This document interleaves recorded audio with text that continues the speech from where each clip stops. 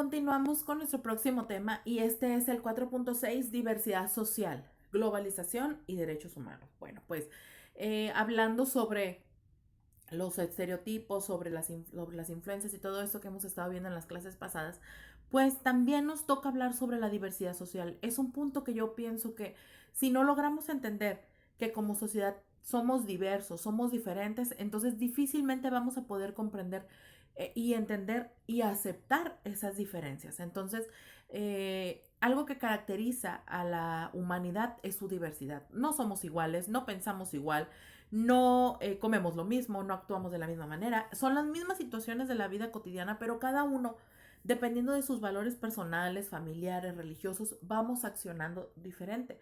Entonces, la diversidad social pues tiene que ver con el concepto que define y engloba la gran variedad de características diferentes y similares que se comparten entre todos los seres humanos, tanto a nivel personal como a nivel grupal. Se dice que en un país que un país es diverso socialmente cuando sus habitantes o residentes tienen características físicas y culturales diferentes. Es el rango o extensión en el que una comunidad alcanza a integrar justa y exitosamente la mayor cantidad de grupos de individuos con diferentes rasgos y particularidades en donde todos gozan de los mismos derechos y ejercen los mismos deberes. Por ejemplo, en México, todos somos mexicanos, pero hay mexicanos del norte, mexicanos del centro y mexicanos del sur. Y cada uno de nosotros tenemos diferencias culturales, ideológicas, alimenticias, de lenguaje, en fin, que nos van dando esa pluralidad y esa diversidad y vamos nutriendo nuestra sociedad mexicana. Entonces, eso es lo que nos hace ser interesantes y que cada vez que visitamos un lugar o conocemos a una persona de cierto lugar, pues podemos aprender y retroalimentarnos de esa información. Entonces, las dimensiones en las que la raza humana exhibe sus diferencias individuales o colectivas son cada vez más. Entonces, hecho que hace pues que ese tema de ser tan controversial como tendencia, porque actualmente las sociedades alrededor del mundo se están remodelando en base a esto. Entonces, con los países tornándose más diversos, las ideas y entendimientos sobre la diversidad social continúan evolucionando y expandiéndose, llevado, perdón, por el acceso que todos tienen para interactuar con más personas alrededor del mundo a través de los medios digitales. Cuando surge la digitalización en nuestra era, en la tecnología, entonces hay un boom, porque ya no nada más conozco lo que sucede en mi región, en mi comunidad, sino que ahora tengo la posibilidad de establecer relaciones con personas de otros países. Por ejemplo, los grupos de chat. En un principio comenzaron como salas de chat y decía latinos, asiáticos, europeos, etcétera. Y tú podías conocer gente de diferentes países. Ahora el internet ya nos permite en las redes sociales poder conectarnos de una manera mucho más rápida y mucho más sencilla con personas de otras comunidades, incluso hasta de otros lenguajes. Ya podemos tener una comunicación con ellos en tiempo real, utilizando pues traductores e intérpretes que podemos conseguir también en el web. Entonces, obviamente, conforme vamos teniendo esa diversidad de amigos, de conocidos, de familiares, pues vamos aprendiendo también sus costumbres, su forma de comunicarse, etcétera, etcétera. Entonces, mayormente se habla de diferencias de género, raza, etnia, edad, creencias religiosas, estatus socioeconómico, lenguaje, orientación sexual, identidad sexual, cultura, origen geográfico, discapacidades, entre otros. Pero se ha extendido para incluir también en estos temas los diferentes tipos de conocimientos, antecedentes, experiencias, intereses, ocupación, profesión y hasta en aspectos de la personalidad. Todo pues con tal de poder mirar en un futuro a una sociedad lo más incluyente y funcional posible. Ahora tenemos toda esta impacto de la inclusión social que no nada más abarca a las personas que tienen alguna capacidad diferente, sino que habla sobre si eres una persona de cierto color de piel, si eres una persona con cierto estatus social o económico, etcétera. Todo esto habla de que nos volvamos uno y que dejemos de lado nuestras diferencias para poder nutrir de una mejor forma a nuestra sociedad. Esa es la inclusión. Entonces, la diversidad social nos lleva a preguntarnos, ¿iguales o diferentes. ¿Qué sería lo mejor, no? Los seres humanos somos tan similares como diversos. Somos humanos, tenemos manos, brazos, cabeza, pies, hombros, etcétera, etcétera. Y por esta razón, pues no ha sido fácil decidir entre todas esas dimensiones cuáles son las más determinantes o valiosas para conducir estudios empíricos, es decir, especialmente entre los genetistas y los científicos sociales. Sin embargo, pues en los medios y entornos políticos se maneja actualmente muchos estándares, terminologías discursivas y proposiciones aceptadas por la comunidad internacional y por las asociaciones de los derechos humanos. Por ejemplo, ya ahorita no se puede decir anciano o viejo, sino que se debe decir adulto mayor. Ya no se dice persona discapacitada, sino se dice persona con capacidades diferentes, etcétera, etcétera. Hay varios términos que se han ido modificando para evitar que se genere un rechazo hacia ciertas comunidades y hacia ciertos grupos sociales. Entonces, la definición es una de ellas, la cual en los contextos sociales siempre estará ligada a ciertos conceptos que son fundamentalmente opuestos como la igualdad, la equidad, la variedad y las diferencias. Existen numerosos y controversiales debates sobre la naturaleza humana de un individuo al identificarse diferente a los demás y exigir respeto a o por sus diferencias, pero al mismo tiempo pues termina identificándose como igual a otro o miembro de un grupo en particular y exigir posteriormente ser tratado como los demás.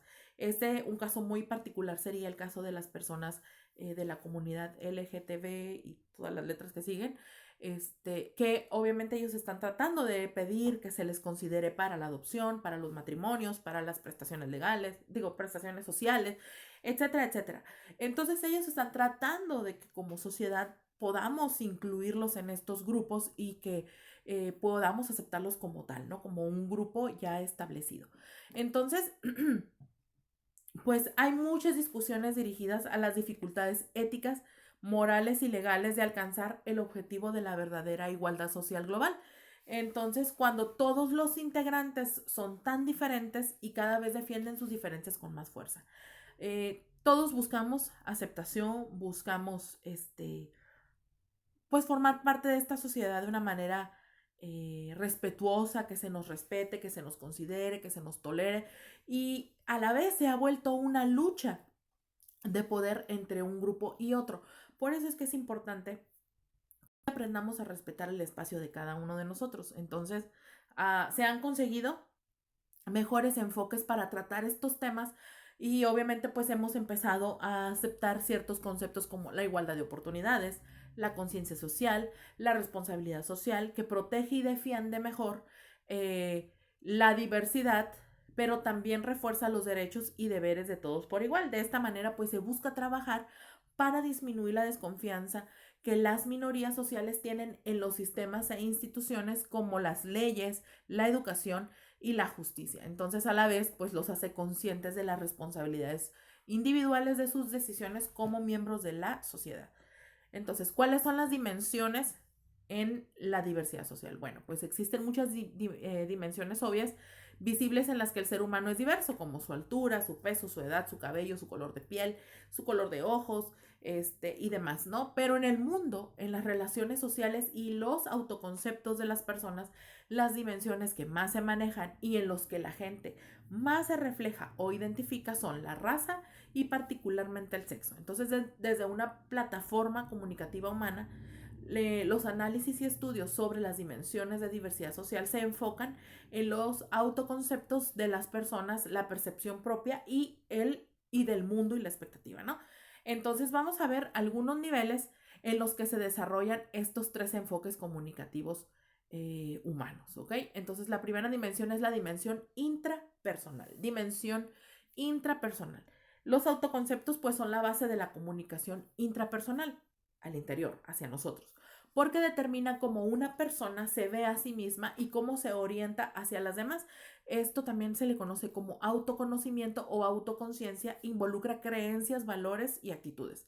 Las creencias son orientaciones personales básicas hacia lo que es verdadero o falso, bueno o malo, y pueden ser descriptivos o prescriptivos. Los valores, las creencias, perdón, son, perdón, ya vi las creencias, los valores son orientaciones e ideales profundamente asentados en las personas y son generalmente consistentes y basados en las creencias, en ideas y en acciones correctas o incorrectas. Las actitudes son predisposiciones aprendidas a favor o en contra de un tema determinado.